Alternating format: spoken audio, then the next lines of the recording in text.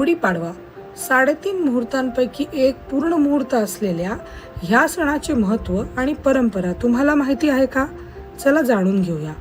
चैत्र शुद्ध प्रतिपदेला हिंदू नववर्षाचा प्रारंभ म्हणून हा सण संपूर्ण भारतवर्षात साजरा केला जातो.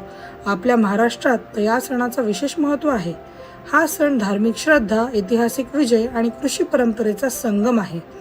असे मानले जाते की ब्रह्मदेवाने याच दिवशी विश्वाची निर्मिती केली, म्हणून गुढीला ब्रह्मध्वज असेही म्हणले जाते.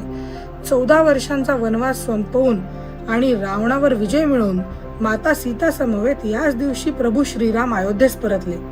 तेव्हा लोकांनी घरोघरी गुढी उभारून उत्सव साजरा केला, अशी आख्यायिका प्रचलित आहे. शालिवाहन नावाच्या राजाने याच दिवशी शकाचा पराभव केला.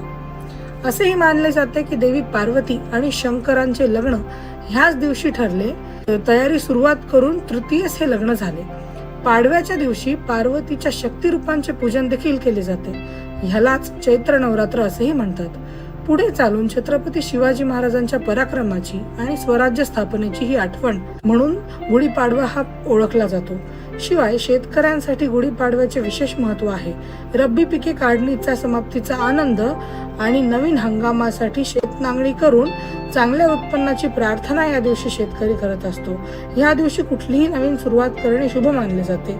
असा हा गुढीपाडव्याचा शुभ दिवस तुमच्या आमच्या सर्वांच्या जीवनात सकारात्मक ऊर्जा आणि नवीन प्रेरणा घेऊन येवो हीच सदिच्छा. श्रीराम समर्थ.